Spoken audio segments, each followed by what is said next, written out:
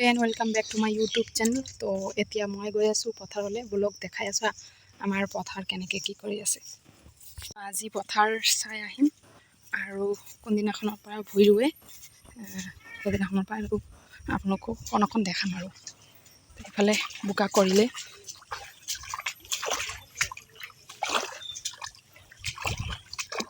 তো আমাৰ পুখুৰীত একদম কমলো শাক লাগি আছে। তো আপোনালোকে যিমান দূৰ দেখিছে এইখিনি আমাৰে পথাৰ।